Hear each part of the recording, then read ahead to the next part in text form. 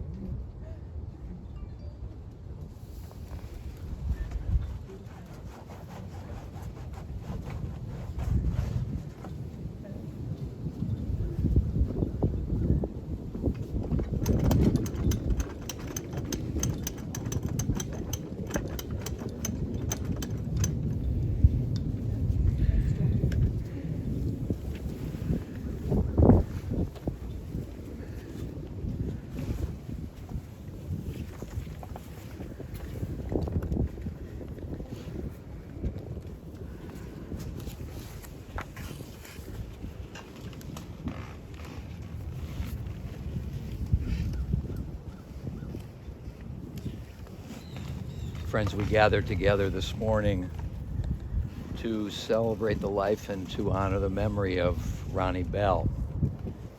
Those of you who are going to be watching this on YouTube in a couple of days, I'm sure will join me in our appreciation to the family for recognizing the need for so many people to join in the honoring of Ronnie. And so you will be able to watch this, or as you are now, this will be several days after today.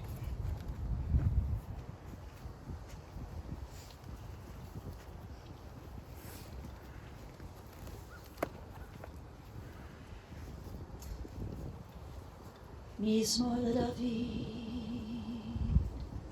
Adonai Roi lo echsar, Binot asher yarbitzeni arme menuchot yanachaleni, Nafshi shovev, Yanacheni v'magle tzedek למען שמו. גם כי רעך בגצר מוות לא ירעי, כי אתה עמדי. שבטך ומשענתך המה ינחמוני. תערוך לפני שולחן neged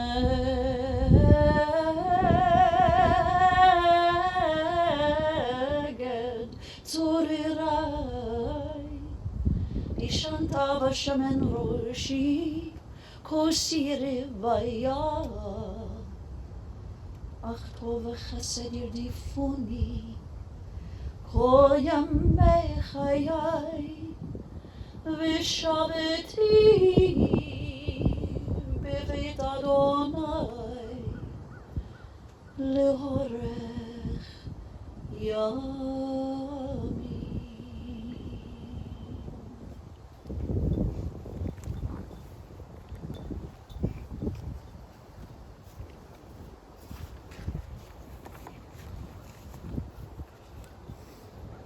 Adonai ma'adam v'tedayehu ben enosh v'chashvehu. O Lord, what are we that you have regard for us? What are we that you are mindful of us? We are like a breath, our days are like a passing shadow. We come and we go like grass, which in the morning shoots up renewed, in the evening it fades and it withers. You cause us to turn to dust, saying, return, you mortal creatures. Would that we were wise, that we understood whither we are going. For when we die, we carry nothing away, our glory does not accompany us. Mark the wholehearted and behold the upright. They shall have peace. The author of the Bible's first of its 150 Psalms describes for us in language both poignant and succinct the nature of the good life and the fruits of that life. Happy are those who have not followed the counsel of the wicked or taken the path of sinners or joined the company of the insolent. Rather, the teaching of God is their delight, and they study that teaching day and night. They are like a tree planted beside streams of water that yields its fruit in its season, whose foliage never fades, and whose fruit always flourishes. The 23rd Psalm, one of the most poignant and famous of all poetry, describes for us, especially in its physical middle, the middle word, imadi, which means with me, the power at difficult times like this to know either or both that God is with us in our travail, or by extension that we are with one another, as we know that we don't have answers to the deep questions of life, but the answer that we do have is with ourselves, to put our arms around one another, to express solidarity, and to let mourners know that life will continue and we will continue to flourish. Join with me. The Lord is my shepherd, I shall not want. He maketh me to lie down in green pastures. He leadeth me beside the still waters. He restoreth my soul. He guideth me in straight paths for his name's sake. Yea, though I walk through the valley of the shadow of death, I will fear no evil, for thou art with me. Thy rod and thy staff, they comfort me. Thou preparest a table before me in the presence of mine enemies. Thou hast anointed my head with oil, my cup runneth over. Surely goodness and mercy shall follow me all the days of my life, and I shall dwell in the house of the Lord forever. Kohelet, the author of the biblical book of Ecclesiastes, reminds us that for everything there is a season, a time for every experience under the heavens, a time to be born and a time to die, a time to plant and a time to uproot what is planted, a time to tear down and a time to build up, a time to weep and a time to laugh, a time to grieve and a time to dance, a time to throw stones and a time to gather stones, a time to embrace and a time to refrain from embracing, a time to seek and a time to lose, a time to keep and a time to discard, a time to tear and a time to sow, a time to keep silence and a time to speak.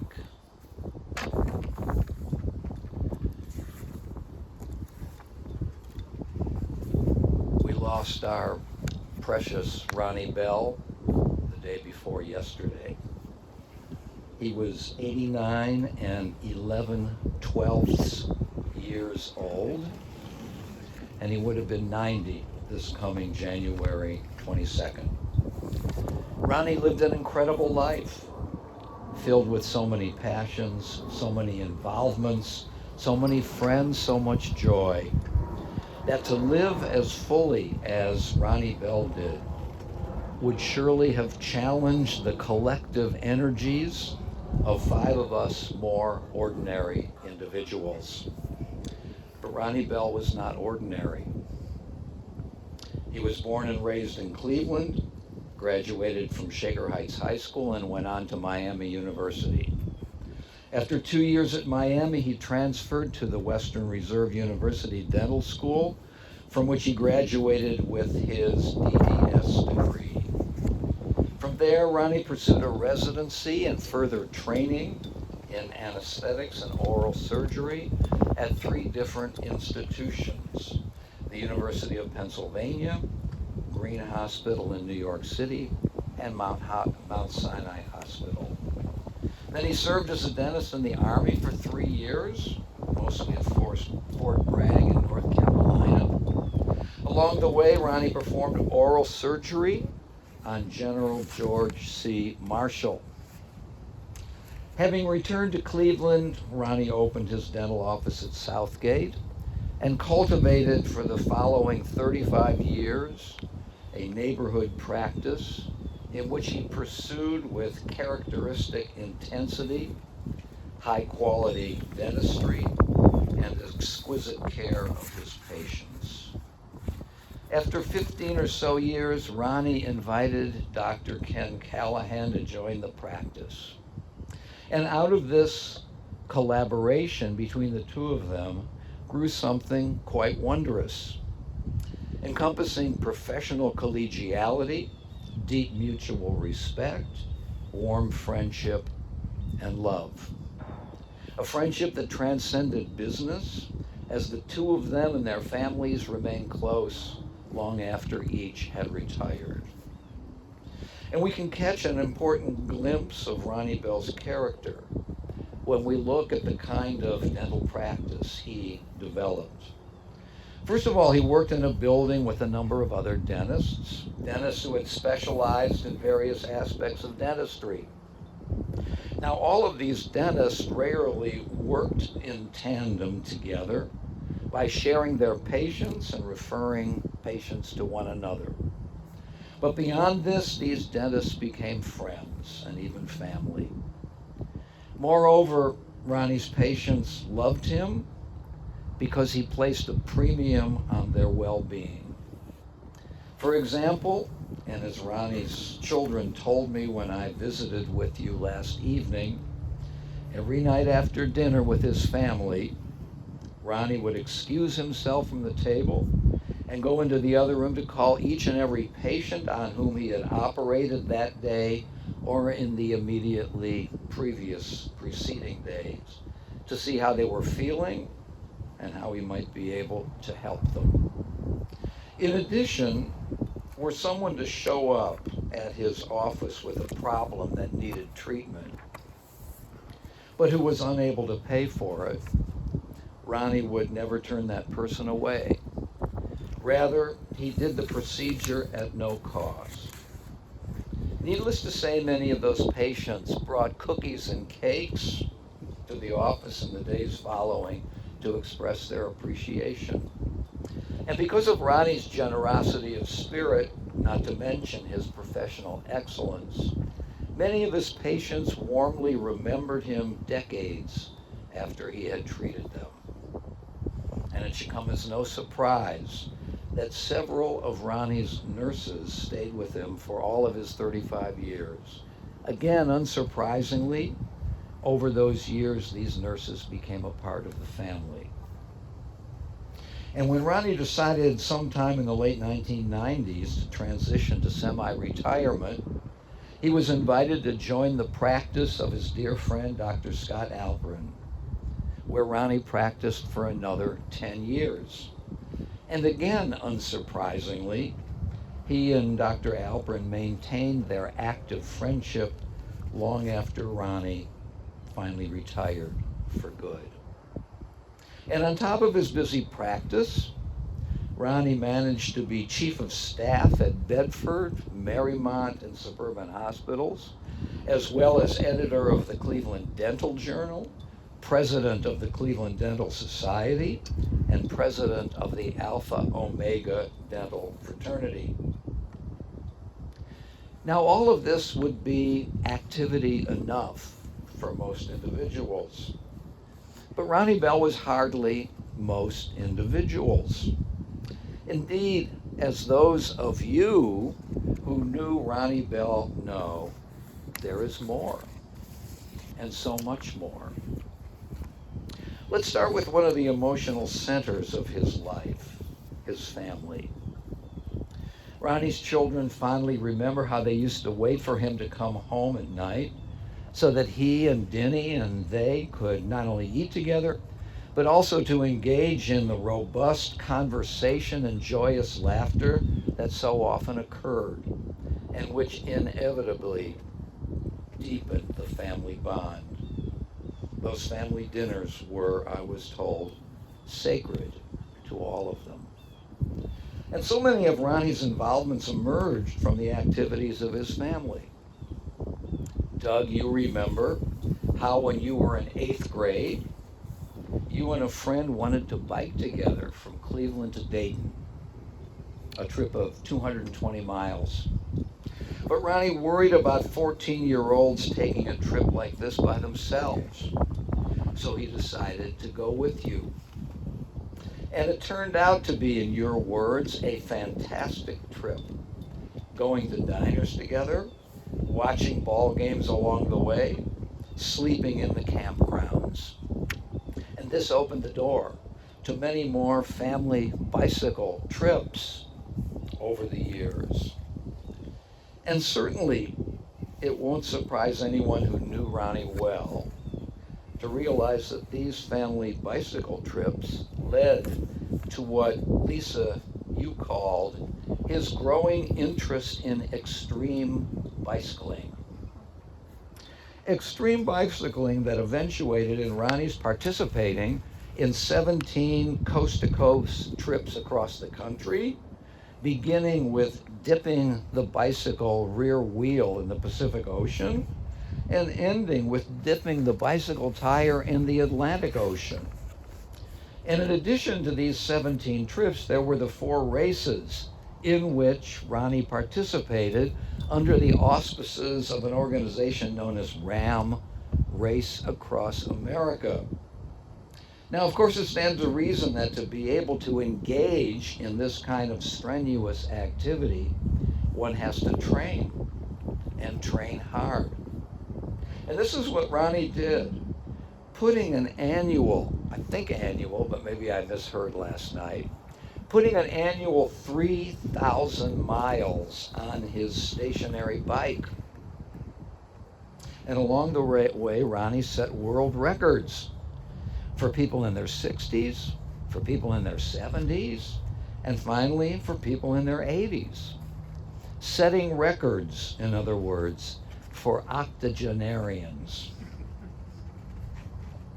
What was there in Ronnie's makeup that accounts for extreme activities like this? Certainly it was his inexhaustible and adventuresome spirit, his astonishing endurance, his commitment to rigorous training, and his deep competitive urges. And with whom was Ronnie mostly competing? None other than himself, pushing himself to achieve, to do better, to attain the goals he had set for himself. And as always, one of Ronnie's chief motivations and chief joys was his desire to know more people, to make more friends, to revel in companionship and camaraderie, and then to sustain these friendships, which flourished during the activities themselves, but which so often lasted a lifetime. And were there enough time, we could expand upon the many other interests and activities that captured Ronnie's imagination and his attention.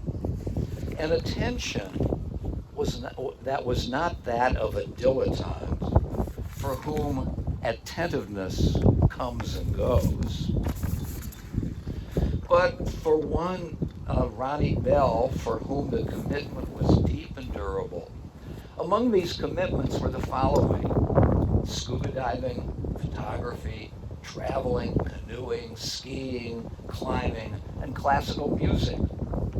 And then there is his involvement in opera, including his many appearances on stage as a super in the Cleveland productions of the Metropolitan Opera. And there is his beloved Cleveland Orchestra and the many friends he made through his connection. Friends who adored him even as he adored them. Orchestra members who would come to his box during intermissions to see him and to see how he was doing. Caring and being cared for. This was one of the essences of Ronnie's existence, a part of the very lifeblood that sustained him and gave him joy. I myself remember the many experiences I shared with Ronnie over the years, some at the temple, some at his homes, some in his orchestra box at Severance Hall, some while accompanying him from time to time on his visits to Denny. Now, when Denny entered Arden Courts late in her life in 2013, there was Ronnie, driving out beyond Chagrin Falls almost every single day to be with her, to share the conversations they could share, and simply to sit with the love of his life, his wonderful wife of 64 years. I saw this devotion firsthand, and it moved me deeply. Ronnie's family was so important to him. His 4 children, Doug and Lisa and Carolyn and John. Their spouses, Laura, Gregory, and Stephen.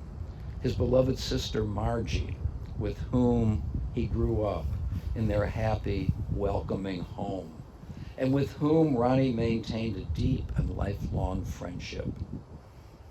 And his grandchildren, Spencer, Marissa, Sarah and Annie, Molly and Kevin, Harrison and Catherine, David and Christy, Hannah, Sarah, Chana, and Meir, and Asher, and his 10 great-grandchildren, along with his brothers and sisters-in-law, Bert and Alice, and Stuart and Nina.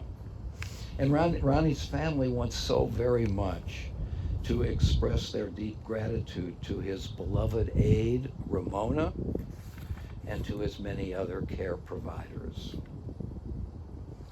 18 months before Ronnie died, he was told by his doctors that eating food would cause him to aspirate, and that from now on, he could only receive his nourishment through a feeding tube. Now, Ronnie's response to this verdict always struck me as emblematic of the person he was. Because in short order, Ronnie refused, and refused emphatically to go along with this plan, this altogether rational plan. He simply said without equivocation that he had no intention to live his life, the rest of his life, attached to a feeding tube, and that he wanted to continue to enjoy his life, and that eating the foods that he loved was an integral part of that.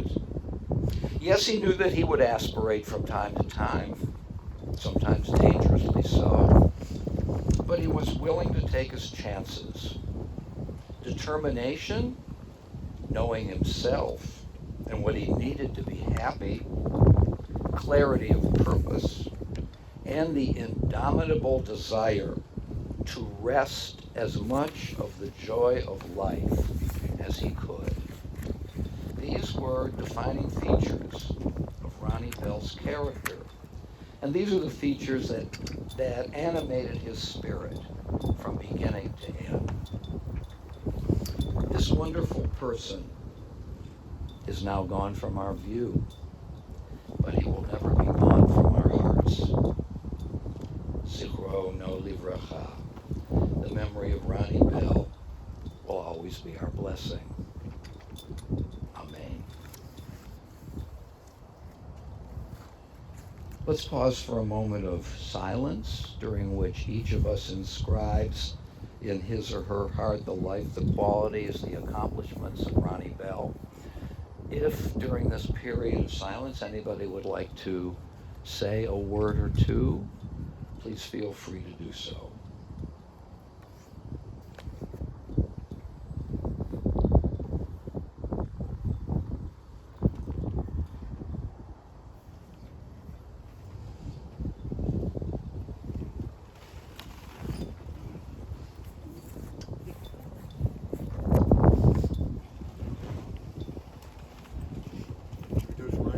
I think you should do it from here so they can see you.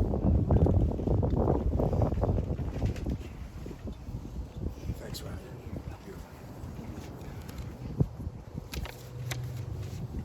I have a few prepared notes, but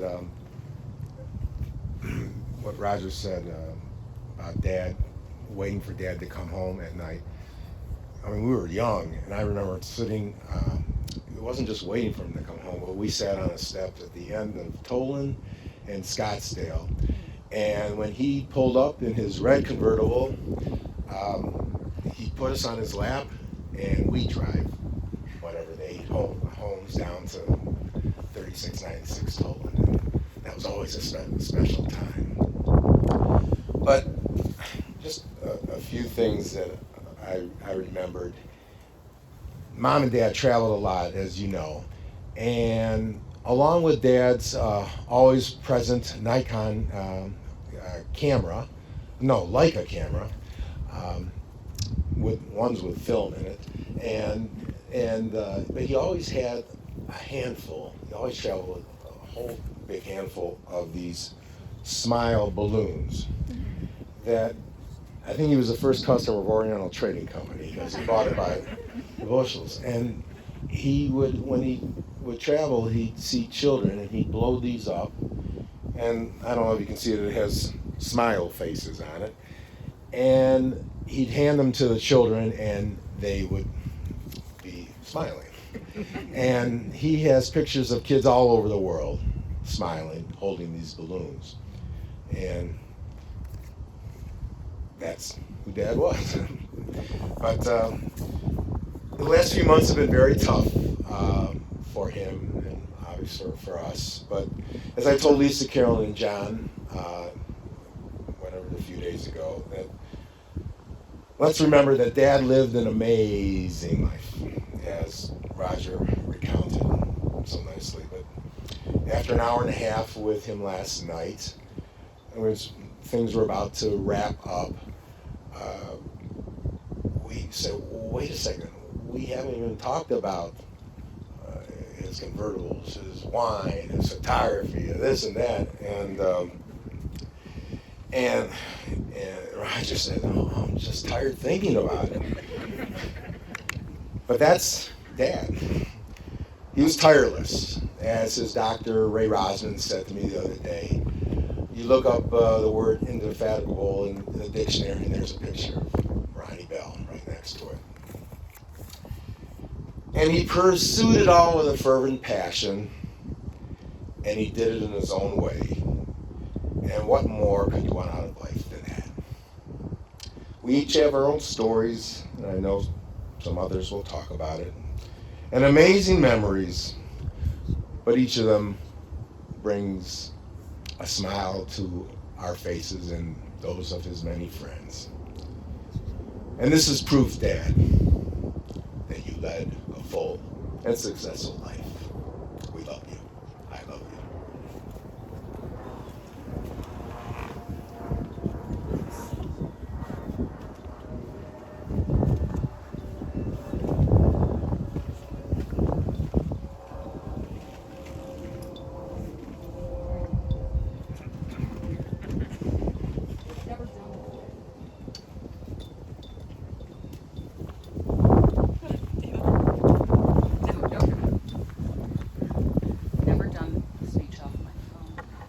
kids.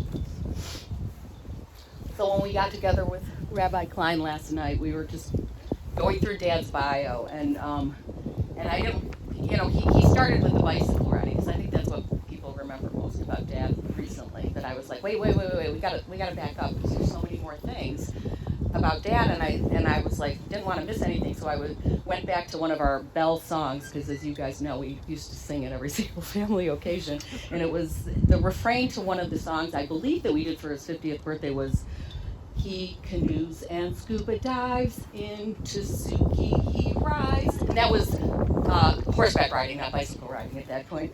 Camping with the family, taking photos constantly. And would you believe he has time for oral surgery? Dad, you just can't be beat. So that didn't even hit upon, like the Rabbi was talking about, his opera story and his bicycle riding that he took to the nth degree. But, as the Rabbi mentioned, with every single endeavor he did it with such fervent passion and 1,000%. And along the way came an entirely new family of a group of people that were just glommed on, and they wanted to be Dad's friend, and they became lifelong friends. And I found myself, whenever I would meet a new group of people, I would almost apologize because they already knew me. When I would meet them, they're like, "Oh, you're Carolyn, you're from Chicago, and we know this about you and this about you," and I'm like, I am so sorry, because they had to hear all of it, and I apologized deep down inside. I was just felt loved, and there was never a moment that I didn't feel that Dad was so proud of me and everything I did in my life, and that I felt that every single day of my life. But Dad also chose to share his interests with us and the family, because really, ultimately, with Ronnie Bell, the family was the center of everything. And he passed that on to all of us, he and Mom, in everything that they did. From Dad, I definitely had the adventurous spirit and the competitive spirit. It was my father who drove me to the skating rink at 5:30 every morning. It was not Mom, as you guys all well know, but he just relished in my skating and just being competitive. And of course, the two of us, Doug started the bike trip to Dayton, and he did it in 5.5 days. So Dad and I had to do it in 4.5 days, 3 years later, and we did, and then we went on and did in Europe together, and Michigan, and Denver to Santa Fe on these bike trips, and so many wonderful adventures. I also shared a love of opera with Dad. He gave that to me. Mom and Dad both gave me the love of opera, but with Dad I took it one step further, and I became a super when I moved to Chicago with the lyric opera, and that's been a 30-year passion of mine, so I thank Mom and Dad both for that. But I think also, I'd like to think that I inherited a lot of Dad's positivity. And then Dad was always seeing the glass half full, and everything, with Dad, it was, is everybody happy? He wanted everyone to be happy in everything that they did. And my kids so beautifully coined a phrase, the Papa pose, because I think every one of us has seen a photo of Dad in the Papa pose. Victory, moving forward, onward, avante, mach schnell, we will do it, we will be happy, is everybody happy? And so I would like to think of Daddy now where he wants to be. He was so ready to join Mom in these last several years, and I want to think of him today in the Papa pose, with his new adventure with Mom up in heaven, ready to move forward. I love you, Daddy, and I will always be your little girl.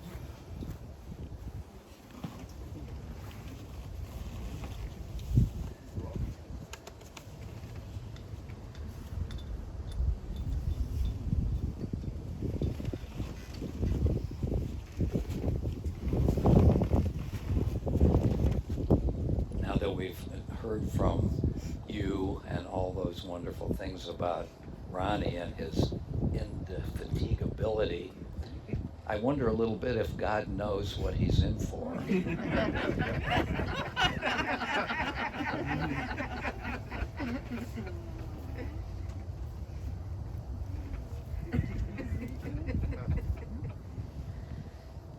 Your dad asked me to sing a special song at the funeral of your sweet mom. The song he wanted, a classic Irving Berlin piece expressing love that never dies, was sung that day at Mom's funeral. And ever since that day, when your dad would come to Temple for a study session, for a service, for whatever reason, he wouldn't greet me by saying hello. He'd greet me by looking at me and singing, "I'll be loving you always." And it kind of became a thing. And so you understand why I share this song with you today. I'll be loving you always, with a love that's true, always. When the things you've planned need a helping hand, I will understand always, always. Days may not be fair always, that's when I'll be there always. Not for just an hour, not for just a day, not for just a year, but always.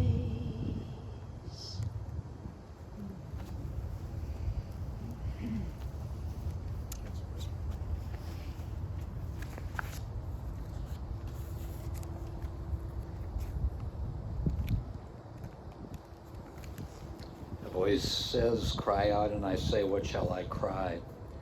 All flesh is grass, all its beauty is like the flower of the field. The grass withers, the flower fades when a wind of the Lord blows upon it. Surely the people are grass. The grass withers, the flower fades, but the word of our God shall endure forever. Hatzur tamim pa'alo ki chal derachav mishpat, el emunah ve'ein avel tzadik v'yashar hu. God is sure, our immovable rock, all God's work is upright. Who can say, what is it that you do? The Eternal governs what is above and what is below, overseeing both the valleys of death and the heights of life. God is sure, our immovable rock. Who can say to God, what will you do? You are righteous in your dealings in both death and life, and every soul is in your trust. We praise you, Judge of truth, who ordains death and summons us to life. Help us to feel your presence at this time, so that we may declare that God is upright, our rock, in whom there is no unrighteousness. Adonai natan v'Adonai lakach, Yehi Shem, Adonai mevarach. The Lord has given, the Lord has taken away. Blessed be the name of the Lord. Eternal is your might, O God. All life is your gift. Great is your power to save. With love you sustain the living. With great compassion you give life to all.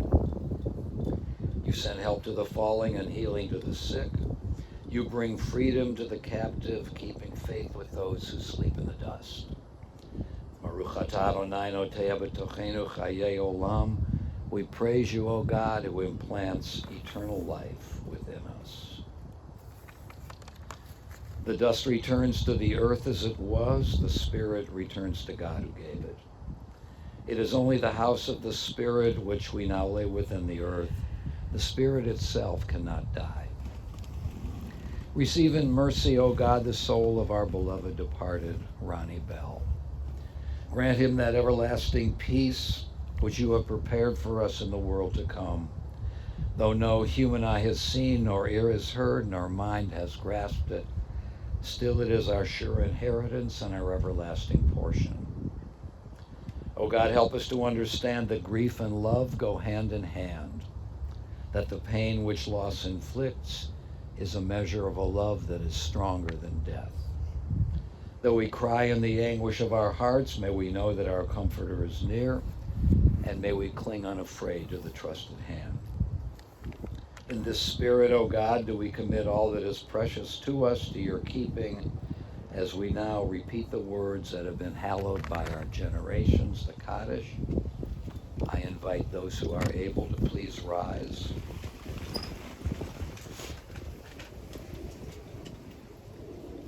As we now say together, Yit Gadal v'Yit Kadash Shemei Rabbah v'Alma Divrach Irutei v'Yamlich Malchutei v'Chayechon v'Yomechon v'Chayedecho Beit Yisrael Ba'agala v'Zman Kari v'Yamru Amen Yehei Shemei Rabbah Mevarach Le'olam Olamei Almaya Yitvarach v'Yishtabach v'Yitva'ar v'Yitromam v'Yitnaseh V'yit hadar, v'yit haleh, v'yit halal shmei dekudashah b'richu, le'elamin kol birchata v'shirata, tushbachata v'nechemata, da'amiran v'yalma, v'yimru amen.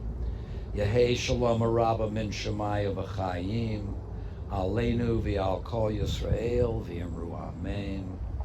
Oseh shalom imromav, hu ya'aseh shalom, Aleinu v'al kol Yisrael v'yimru amen.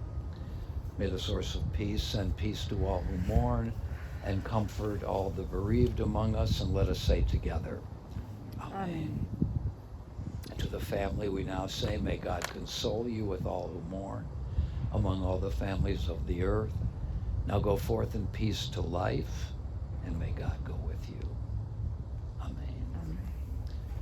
I'm going to ask the family first, each to take a shovelful of dirt and place it on the casket, and then everybody else may join in and do the same.